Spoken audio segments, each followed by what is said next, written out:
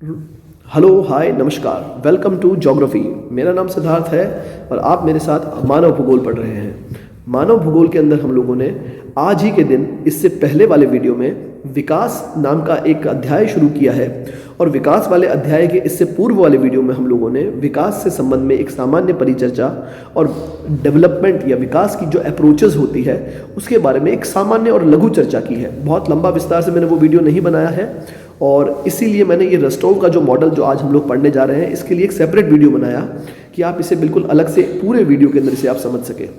तो हम लोग विकास वाले चैप्टर में आज रस्टोव का विकास मॉडल पढ़ेंगे। इसे इंग्लिश में रोस्टोव्स मॉडल ऑफ डेवलपमेंट भी कहते हैं। रोस्टोव कौन थे? सबसे इंपॉर्टेंट बात है कि रोस्टोव कौन थे। तो जब हम इसका एक लाइन में परिचय लेंगे तो हमें इस मॉडल के विषय में भी एक बहुत इंपॉर्टेंट जानकारी मिलेगी। रोस्टोव है प्रसिद्ध अमेरिकी आर्थिक इतिहासकार, समझिएगा, इकोनॉमिक हिस्टोरियन, आर्थिक इतिहासकार है। इनका नाम है डब्ल्यू रोस्टोव। 1971 में मतलब इनका मुख्य काम रहता है और इन्होंने क्या किया, आर्थिक और सामाजिक विकास के 5 स्तरीय अनुक्रम प्रस्तुत किए हैं। अब इस पूरी लाइन में आपको क्या समझ में आया? सबसे पहले तो इतिहासकार है। किसके इतिहासकार? ये है आर्थिक इतिहासकार। हमारा आर्थिक विकास कैसे हुआ, इकोनॉमी के बारे में हमारी हिस्ट्री क्या कहती है, हमारा बढ़ता हुआ कालक्रम क्या कहता है, वर्तमान क्या कहता है। तो इन्होंने क्या किया, 5 स्तर पर इन्होंने अपने मॉडल को दिया कि भाई फर्स्ट स्टेज पे ऐसा होता है क्योंकि मैंने इतिहास में ऐसा देखा है, सेकंड स्टेज में ऐसा होता है, थर्ड स्टेज में ऐसा होता है, फोर्थ एंड फिफ्थ स्टेज में ऐसा होता है। और इस प्रकार से इन्होंने अध्ययन किया। इन्होंने बेसिकली अमेरिका का एक अच्छा सा एग्जाम्पल लिया और अपने मॉडल को वहाँ लागू करके ये देखते हैं। उन्होंने कहा कि कोई भी जो समाज होगा वो 5 अवस्थाओं से होकर गुजरेगा। कोई भी समाज, जैसे कि अगर आप लोग देखेंगे कि आज हम लोग भारतीय समाज में रह रहे हैं, कोई अमेरिकन समाज में रह रहा है, कोई यूरोपियन, कोई अफ्रीकन, कोई ऑस्ट्रेलियन, कोई एशियन, तो हम लोग क्या करते हैं, हम लोग किसी न किसी अवस्था में हैं। मतलब ये इनका कहने का मतलब है हर कोई 5वीं अवस्था में नहीं है, हर कोई पहली अवस्था दूसरी अवस्था में नहीं है। हर कोई समाज अलग अलग अवस्थाओं में है, परंतु वो first second third fourth fifth इन्हीं अवस्थाओं से होकर विकास के मॉडल को प्राप्त करेगा या विकास की ओर बढ़ेगा। ठीक है, अब आप देखिएगा कि ऐसे कौन से 5 मॉडल हैं जिनकी ये बात करते हैं। ये बात करते हैं, इन्होंने क्या कहा कि 5 मॉडल हैं जिसमें हम लोग बात करेंगे। सबसे पहले परंपरागत समाज की। ये देखिएगा, अगर ये डेवलपमेंट है, यहाँ पर डेवलपमेंट बैठा हुआ है, तो पहले आपको परंपरागत समाज की ओर बढ़ना पड़ेगा। फिर आप प्रस्थान मतलब आगे की ओर बढ़ने वाला, फिर वास्तविक प्रस्थान। क्लियर बात है? आप इस तरह से इस मॉडल को जब आप देखेंगे आगे, तब आप परिपक्वता की ओर प्रस्थान पे जाएंगे और व्यापक उपभोग की अवस्था पे आएंगे। तो बेसिकली आप क्या देख रहे हैं, रस्टोव ने जो मॉडल दिया है वो मॉडल दिखाता है कि हमें कहाँ पहुँचना है, हमें पहुँचना है डेवलपमेंट पर। परंतु हम लोग क्या कहते हैं कि हम लोग पहले तो हम लोग परंपरागत समाज में रह रहे थे, फिर हम लोग इस परंपरागत समाज से निकल के प्रस्थान कर रहे हैं, हम लोग प्रस्थान की तरफ बढ़ते हैं। फिर हम लोगों ने वास्तविक प्रस्थान किया। देखिए यहाँ पे चढ़ना शुरू किया। अब आप ये देखिएगा, यहाँ पे चढ़ते हैं और फिर आगे बढ़ते बढ़ते हम लोग परिपक्वता को प्राप्त करते हैं और परिपक्वता से प्राप्त करने के बाद हम लोग बिल्कुल जो है हमारे डेवलपमेंट की ओर बढ़ते हैं। तो अलग अलग देश अपनी परिस्थितियों के कारण, अपने इतिहास के कारण आर्थिक अवस्था में किसी भी एक अवस्था में हो सकता है और जिस भी अवस्था में वो होगा उससे पहले की अवस्था इन्होंने बता दी, उसके बाद की अवस्था इन्होंने बता दी। इन्होंने बताया कि किन 5 अवस्थाओं से वो गुजरेगा। क्लियर बात है? इन 5 अवस्थाओं के नाम एक बार आप दोबारा पढ़ लीजिए। सबसे पहले तो कोई भी समाज रहेगा परंपरागत समाज में, फिर रहेगा प्रस्थान की पूर्व परिस्थितियाँ, मतलब निकलने की पहले की परिस्थितियाँ डेवलप करेगा कि अब हमें निकलना है। फिर वो वास्तविक रूप से प्रस्थान करेगा। वास्तविक रूप से जब प्रस्थान करेगा तब उसके बाद वो परिपक्वता की ओर बढ़ेगा और फिर वास्तव में व्यापक उपभोग की अवस्था में पहुंच जाएगा कि अब हम लोग व्यापक रूप से सिर्फ उपभोग कर सकते हैं आराम से बैठ करके। आई बात समझ में? तो सबसे पहले तो जैसे मैं आपको इसको और अच्छे से एग्जांपल से, सबसे पहले तो आप गांव में रहते हैं, खेती करते हैं, फिर आप सोचते हैं कि अब अच्छा खासा पैसा इकट्ठा हो गया, अब क्यों ना पढ़ाई की जाए। तब अब आप ये पूर्व की परिस्थितियाँ डेवलप करते हैं। फिर आप देखते हैं कि चलिए अब हम लोग पढ़ाई की ओर बढ़ते हैं, कॉलेज जाना शुरू करते हैं, किताबें खरीद के लिए अब आपने वास्तविक प्रस्थान करना स्टार्ट कर दिया। उसके बाद आप क्या करते हैं, अब आपकी तैयारी लगभग पूरी हो चुकी है, परीक्षा देने की तैयारी है, परीक्षा आप पास कर लेते हैं। पास करने के बाद जब नौकरी लगते हैं तब आप व्यापक उपभोग की अवस्था में आ जाते हैं। आप हो सकता है आप इस चीज़ से कनेक्ट कर पाएँ। इसका इस मॉडल से कोई लेना देना नहीं है, परंतु एक एग्जाम्पल है ताकि आप लोग इस चीज़ को और ज़्यादा आसानी से समझ सकें। तो सबसे पहले अगर हम लोग बात करेंगे तो सबसे पहले हम लोग देखेंगे परंपरागत समाज की कि ट्रेडिशनल सोसाइटी क्या है, मतलब हम लोग जो पहला अवस्था है वो क्या है।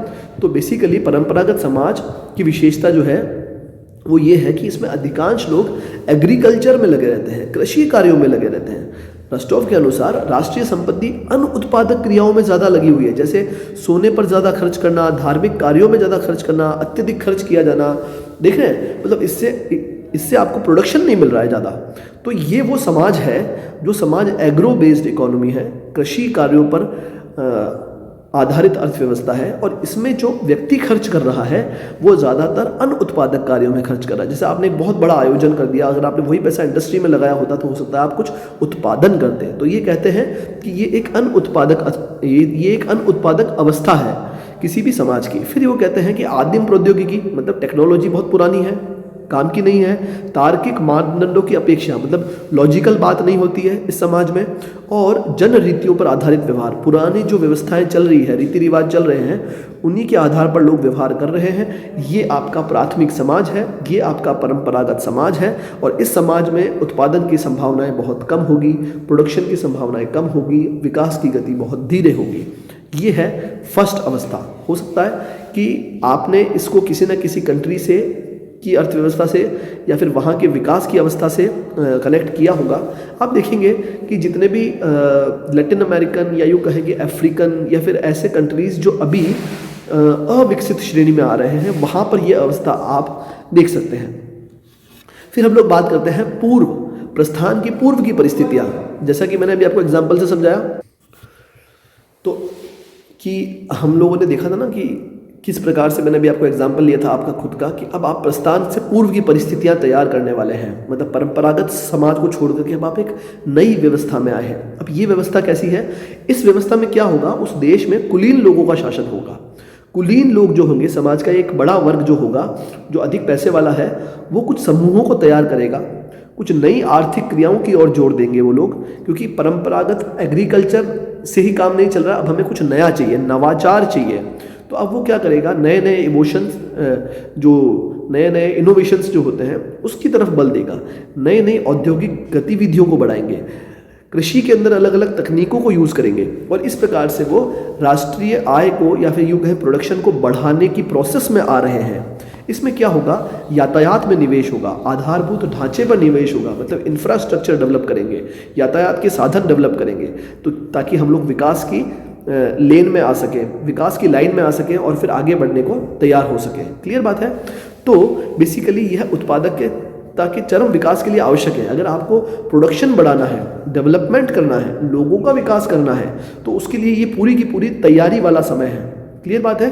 अब इसमें क्या होगा, इस अवस्था में उत्पादक निवेश की दर के आकार, सामाजिक और आधारभूत ढांचे का प्रावधान है। मतलब यहाँ पर इन्वेस्टमेंट होगा और जो सामाजिक आधारभूत जो ढांचा है वो बढ़ेगा, इंफ्रास्ट्रक्चर बढ़ना शुरू होंगे, फैक्ट्रियों की बिल्डिंगें बनेगी, यूँ कहें पानी की व्यवस्था, पानी की लाइनें, बिजली की लाइनें, रोड का बनना, ये सारी की सारी चीज़ें, रेलवे ट्रैक का बनना, और ये सारी की सारी चीज़ें बढ़ना शुरू होगी। और अब वो कंट्री जो एक परंपरागत समाज में था, अब वो विकास की ओर बढ़ने को तैयार है। इसे कहेंगे प्रस्थान के पूर्व की परिस्थितियाँ, pre conditions for take off. Plane होता है, प्लेन पहले तो बन रहा होता है, वो प्रथम अवस्था। अब वो क्या है, बन के तैयार हो चुका है, अब है बन के तैयार हो गया है, और वहाँ पर जहाँ पर वो खड़ा होता है स्टैंड पे जाके खड़ा भी हो गया है। अब मतलब कंडीशन है टेक ऑफ की, मतलब प्री कंडीशन है टेक ऑफ किया, अब ये रेडी हो गया है, इसका सारा इंफ्रास्ट्रक्चर तैयार हो गया है। अब जो आती है थर्ड स्टेज, उसे कहते हैं वास्तविक प्रस्थान की। अब टेक ऑफ करना है, मतलब उड़ना है, अब विकास की ओर बढ़ना है किसी भी क्षेत्र को। तो अब इस जो अवस्था में क्या होता है, कुछ सीमित क्षेत्र होते हैं, जैसे कि वस्त्र उद्योग हो गया, रेलवे हो गया, डेयरी उत्पाद हो गया, इनमें क्या होगा, तीव्र विकास होगा। क्लियर बात है? और तकनीकी प्रगति की श्रृंखला में देश में एक प्रकार की औद्योगिक क्रांति की स्थिति में पहुंच जाएगा देश। जैसे आपने देखा होगा कि 18वीं शताब्दी में और 17वीं शताब्दी के एंड में आप देखें ना कि इंग्लैंड में ऐसा हुआ कि पर्टिकुलरली सूती वस्त्र उद्योग वाली जो इंडस्ट्री थी, उसने वाकई में एक इस प्रकार की स्पीड पकड़ी कि हम उसे औद्योगिक क्रांति का नाम देते हैं। इतनी नई नई तकनीकों का यूज़ किया गया, और कि उसने एक चेन सी बना दी कि ये वाली इंडस्ट्री है सूती वस्त्र उद्योग और इसके आसपास की वो इंडस्ट्रियां हैं जो इस इंडस्ट्री पर बेस्ड है। इस प्रकार से उद्योगों की एक श्रृंखला तैयार हो जाती है और ये श्रृंखला औद्योगिक क्रांति के स्तर में पहुंच जाती है। तो ये तीसरी अवस्था है, औद्योगिक क्रांति की अवस्था। अब इसमें क्या होगा, इसमें आधुनिक समाज जो है वो डेवलप होगा और इस समय में समाज में विकास बहुत हावी रहता है। मतलब समाज में एक ट्रेंड बन जाता है कि हमें डेवलपमेंट करना है। क्लियर बात है। ये समय लगभग 10 से 30 या 40 वर्षों का भी हो सकता है। आर्थिक, राजनीतिक सारे के सारे कार्यक्रमों में निवेश बढ़ता है, निर्माण उद्योगों में वृद्धि होती है, आत्मनिर्भरता में वृद्धि होती है, परिपक्वता प्राप्त होती है। क्लियर बात है।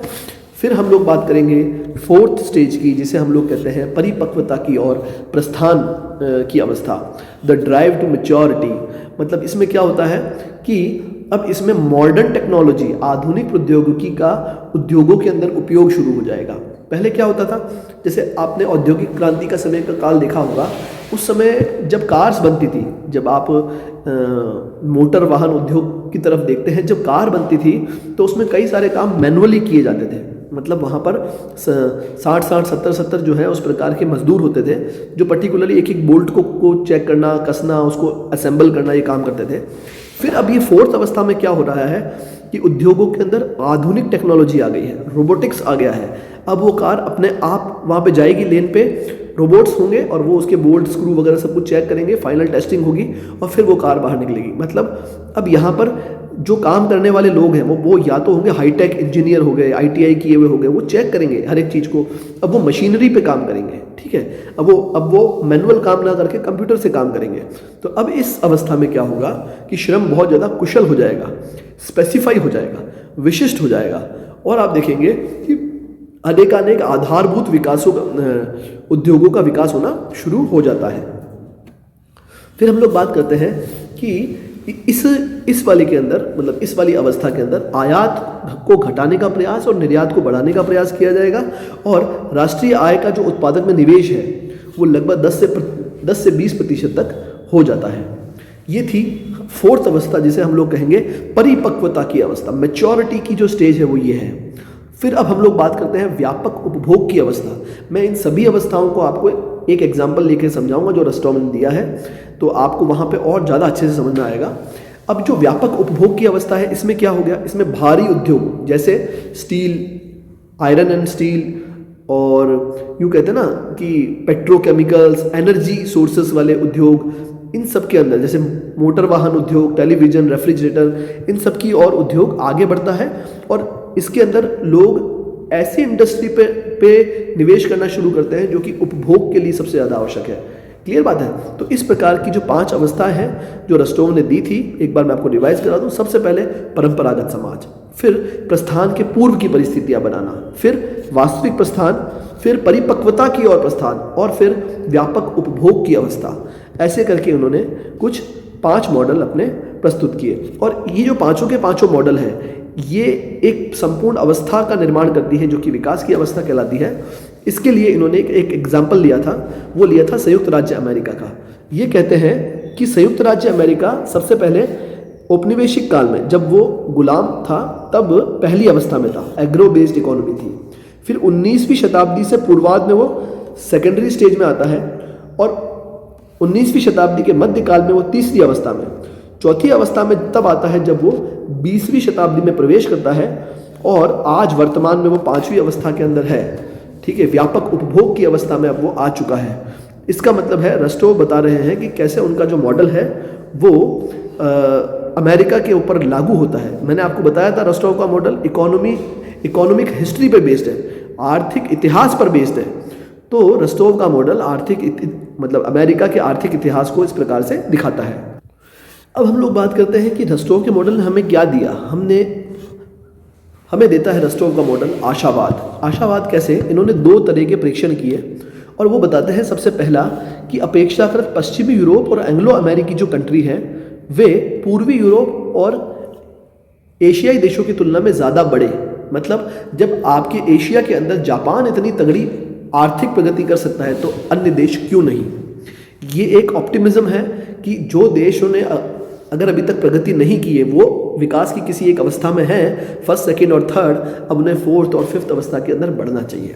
फिर वो कहते हैं कि जो कम विकसित देश हैं उनके पास पर्याप्त कच्चा माल उपलब्ध है और देश के जो कच्चे माल का जो उपभोग है वो आर्थिक विकास में करेंगे तो उन्हें एक्सेलरेशन मिलेगा, उन्हें स्पीड मिलेगी विकास में। जैसे वो एग्जाम्पल देते हैं मध्य पूर्व के देश का, गल्फ कंट्रीज़ का, कुवैत का, सऊदी अरब का। और यहाँ पे इन्होंने क्या किया, इनके पास एक संसाधन था ऑयल, और इस ऑयल के बेस्ड पे इन्होंने अपनी इकोनॉमी को बढ़ाया, अपने आप को विकास की ओर अग्रसर किया। अब एक आती है बात कि इसके मॉडल के अंदर अवरोध क्या है। मतलब जैसे हम लोग आलोचना पढ़ते हैं तब ये बोल रहे हैं कि आप विकास की इन इन अवस्थाओं में हैं और आप इन इन अवस्थाओं से होकर के आगे बढ़ सकते हैं, लेकिन इसमें बहुत सारे ऑब्स्टेकल्स भी आते हैं, इसमें बहुत सारे अवरोध भी आते हैं। 1980 के दशक में यह आशा थी कि समस्त जितने भी अल्प विकसित देश हैं, रोस्टोव के विकास मॉडल जो मतलब रोस्टोव का जो विकास मॉडल है वो जिस पाथ पे चल रहा है, अगर समस्त अल्प विकसित देश उसी पाथ पर चलते हैं तो हो सकता है कि वो विकास को प्राप्त कर ले, हो सकता है कि वो अपनी अवस्था को छोड़ के एक अन्य अवस्था में आ जाए। परंतु इसमें जो अवरोध आता है वो सबसे पहला अवरोध है संसाधनों के वितरण का। संसाधनों का जो वितरण है वो सभी अल्प विकसित देशों में यूँ कहा गया है कि आपके पास संसाधन तो है, तो जैसे बाकी लोगों ने डेवलप किया आप भी कर लीजिए, लेकिन संसाधनों का वितरण भी समस्त देशों में समान रूप से नहीं है। जैसा कि इसमें लिखा है, देखिए, विकासशील देश में भी उपलब्ध संसाधनों के संदर्भ में सघन और निर्धन दोनों देशों में विभाजित किया जा सकता है। जैसा कि हम लोग देखते हैं मध्य पूर्व के जो देश हैं उन्होंने खनिज तेल से जो पूंजी प्राप्त की थी और अपना अधिक विकास किया, उसी के सापेक्ष में अन्य बहुत सारे विकासशील देश हैं जहाँ पे कच्चा तेल पाया जाता है या फिर अन्य कच्चे माल पाए जाते हैं, परंतु उनका विकास उतना तीव्र गति से नहीं होता है क्योंकि संसाधनों का वितरण उतना सुगमता से और उतना बराबरी से नहीं है। दूसरा ऑब्स्टिकल आता है बाजार गतिहीनता। फिर हम लोग बात करते हैं कि अनेक उत्पादों के लिए विश्व का बाजार जो है पूर्व की तुलना में अब कम तीव्रता से विकसित हो रहा है। मतलब पहले जितना आप डिमांड क्रिएट कर सकते थे अब उतनी स्पीड से डिमांड क्रिएट नहीं हो रही है। आप कितना भी ज़्यादा उत्पादन कर लें आपको अंततः उसे बाजार में बेचना पड़ेगा, वरना आपका किया हुआ उत्पादन वो वेस्ट हो जाएगा। ठीक है, तो हम लोग देखते हैं कि अपेक्षाकृत विकसित देशों में जनसंख्या वृद्धि, उपभोक्ता क्रय शक्ति, बाजार का आकार, ये सारी की सारी चीज़ें सीमित है। विकसित देशों में ये सब चीज़ें सीमित है। अतः क्या होता है, जो अल्प विकसित देश हैं उन्हें अपना बाजार उत्पन्न करना पड़ता है और वहीं पर उनका कंपटीशन दूसरे देशों से भी होगा। तो एक बाजार गतिहीनता की भी एक स्थिति है जो कि इस पूरे मॉडल के अंदर हमें एक रोक लगाती है। फिर हम लोग बात करेंगे संतुलित विकास मॉडल। इसी रोस्टोव का जो मॉडल है क्या वो बैलेंस ग्रोथ मॉडल है, देखते हैं। तो इसके अंदर हम लोग देखते हैं कि रोस्टोव का जो मॉडल था इस मॉडल का जो सर्वाधिक विवादास्पद सुझाव था वो ये था कि विकासशील देशों को अर्थव्यवस्था में संपूर्ण विकास उत्पन्न करने के लिए कुछ ही उद्योगों पर केंद्रित रहना चाहिए। वो कहता है कि सभी जगह इन्वेस्टमेंट मत करो, पर्टिकुलर कुछ 1, 2, 3, 4 या 5 उद्योगों की ओर अपना ध्यान केंद्रित करें तो आप विकास की ओर प्रस्थान कर सकते हैं, जैसा कि अमेरिका और यूरोपियन कंट्रीज़ को इन्होंने एग्जाम्पल दे करके बताया। ये कहते हैं कि एक अल्प विकसित देश के पास विकास की एक लंबी सी उद्योगों की एक लंबी सी सूची है और वो सभी जगह विकास करके अपना लाभ नहीं ले सकता। तो वो ये कहता है कि संतुलित विकास का जो ये तर्क है, इसके अनुसार क्या होता है कि समस्त उद्योगों में संतुलित दर बढ़ाने के लिए निवेश को सभी जगह, सारे देश के अंदर सभी जगह निवेश को फैलाना पड़ेगा। जैसे कि उदाहरण के लिए एग्रीकल्चर के अंदर अगर आपको उत्पादकता में वृद्धि करनी है तो उत्पादकता में आपने इन्वेस्टमेंट किया और उसमें वृद्धि हुई तो उसके परिणाम से क्या होगा, अत्यधिक भोजन सामग्री का उत्पादन होगा। फिर या तो इस भोजन सामग्री को आपको निर्यात करना है या फिर ये जो भोजन सामग्री है ये आपको औद्योगिक श्रमिकों को या नगरों के अंदर देना है, वहाँ इसकी खपत हो जाएगी। लेकिन इसके अंदर एक प्रॉब्लम है कि यदि आप देखिए कि अगर इस सामग्री का निर्यात नहीं हो पाता है या उतना कंजप्शन नहीं हो पाता है तो इस अतिरिक्त सामग्री का क्या किया जाए, तो ये भी एक बहुत बड़ा प्रश्न उभर के सामने आता है। इसमें इन्होंने चीन और भारत का हम लोग जब एग्जाम्पल देखते हैं कि ये दोनों के दोनों विश्व की बड़ी जनसंख्या वाले देश हैं और इन दोनों के दोनों ही देशों ने उद्योगों की स्थापना में इन्होंने क्या किया कि उन वस्तुओं का उत्पादन किया जिनका निर्यात नहीं करना है, जिनको अपने ही देश में अन्य उद्योगों के अंदर उनका उपभोग हो जाए। क्लियर बात है। जैसे आप देखिएगा इसमें लिखा हुआ है कि अतिरिक्त मशीनों और निर्माण में काम आने वाले पदार्थों का निर्माण किया है। अधिकांश लोग छोटे गांवों में रहने वाले स्वावलंबी कृषक हुआ करते थे। तो लोग उतना ही उत्पादन करेंगे और उतना ही इन्वेस्टमेंट करते थे जिससे उनकी जीविका चल सके। और उद्योग जो है पर्याप्त मात्रा में कहाँ तक सीमित रहता था, उर्वरकों पर, उपकरणों पर, या कृषकों की आय प्रबंधन पर। आई बात समझ में? तो मतलब भारत और चीन के जो लोग हैं अपेक्षाकृत निर्धन रह सकते हैं, किंतु उन्हें भोजन की जो पर्याप्त मात्रा है वो पर्याप्त रूप से मिलती रहेगी, क्योंकि उनकी जो एग्रो बेस्ड इकोनॉमी है या फिर जो लोगों का पैटर्न है डेवलपमेंट का वो उसी प्रकार का रह गया है। तो कहने का मतलब है कि किसी भी देश के अंदर अगर आपको विकास करना है तो आपको अलग अलग सेक्टर्स के अंदर अपना इन्वेस्टमेंट करना पड़ेगा, न कि किसी एक या दो उद्योगों के अंदर। रोस्टोव ने की इस आधार पर भी आलोचना की जा सकती है कि वो संतुलित विकास के मॉडल को स्वीकार नहीं करके, अगर हम लोग ये देखें कि वो ये कहेंगे कि भाई आपको पर्टिकुलर, ये जो हमने एग्जांपल लिए भारत और चीन के, अगर वो ये कहते हैं कि आपको सीमित रूप से कुछ ही उद्योगों के अंदर अगर आपको बढ़त हासिल हो जाए तो आपका काम हो जाएगा, तो इसका काट ये दिया जाता है कि भारत और चीन जैसे देशों में जो उद्योग हैं वो एग्रो बेस्ड है, और जब उनकी डिमांड अगर भारत में या किसी अन्य देशों में कम हो जाए तो हम लोग क्या करेंगे। इसीलिए एक संतुलित विकास का मॉडल तैयार किया जाए, एक संतुलित विकास का मॉडल इस तरह से तैयार किया जाए कि जो निवेश है वो लगभग सभी सेक्टर्स में देश के सभी जगहों पर किया जाए, ताकि जब विकास किया जाएगा तो भली वो धीमी गति से हो, लेकिन वो एक संतुलित विकास होगा और एक लंबी अवधि के विकास को हम लोग सुनिश्चित कर सकते हैं। विकास में एक सुनिश्चितता आएगी। तो बेसिकली रोस्टोव का ये मॉडल था। तो आपको आई होप ये चीज़ समझ में आई होगी। इसमें कोई भी डाउट हो तो आप मुझे कमेंट सेक्शन के अंदर बता सकते हैं। अब हम लोग मिलेंगे नेक्स्ट वीडियो में विकसित और विकासशील देशों के अंदर जो अंतर है, हम उसके बारे में एक छोटा सा 10 मिनट का 12 मिनट का एक वीडियो बनाएंगे और उसमें हम लोग मिलते हैं नेक्स्ट वीडियो में। Thank you very much.